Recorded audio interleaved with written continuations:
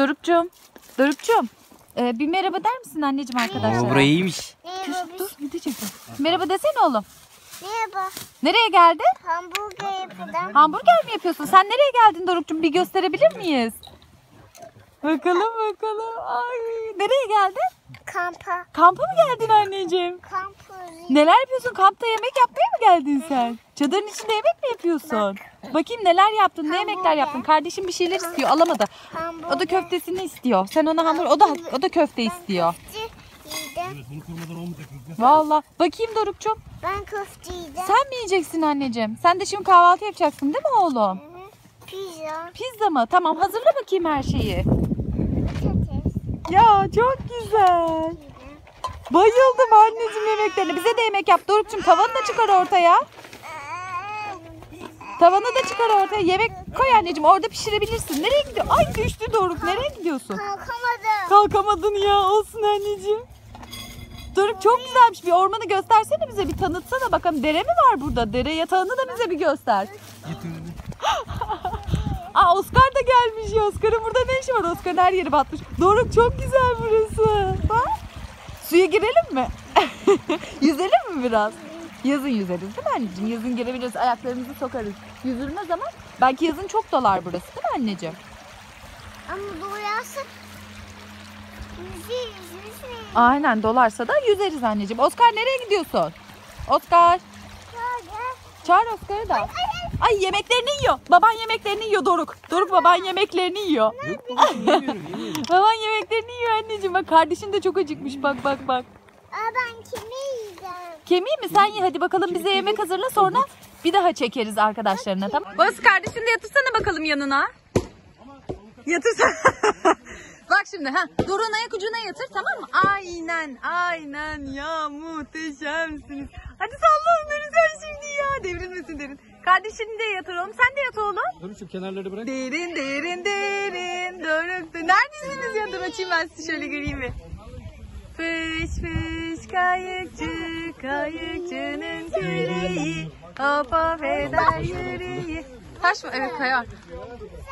Evet annem, çok eğlenceli. Kardeşin nerede ya? Oğlum fazla sirkeleme. Kardeşin de Ya çok tatlısınız. Gözükmeyen siz, bakalım görebilecek miyim? Neredesiniz? Derin şimdi uyuyormuş. Bakayım. Doruk'a bakalım neredeymiş. Doruk uyumuş. Uy kıyamam ben sana anneciğim. Ay abin uyumuş kızım, sen de uyusana ya Derin. Uyusanıza. Vay canına. Yaşasın ya, yaşasın. Doruk uyumuş, inanamıyorum.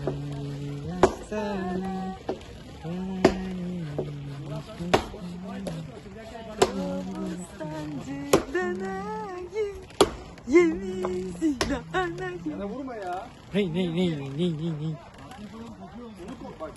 Çok güzel.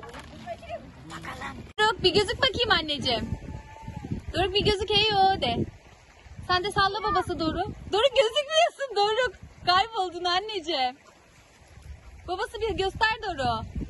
Çıkar oğlum kafanı.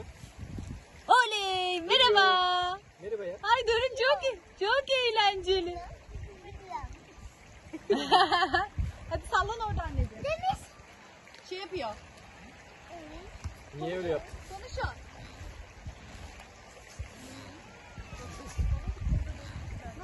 Babam. Ne yapayım? Anlamadım. Nereye tutayım?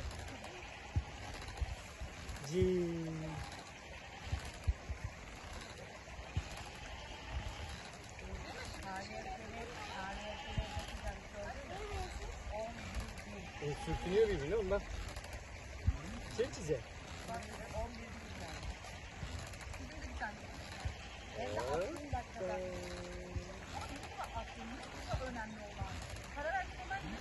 Şimdi uyuyacaksın böyle.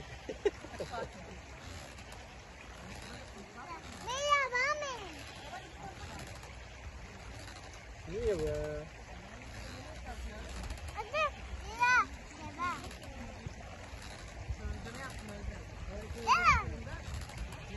Özlem. Aa. Arkana bak arkana.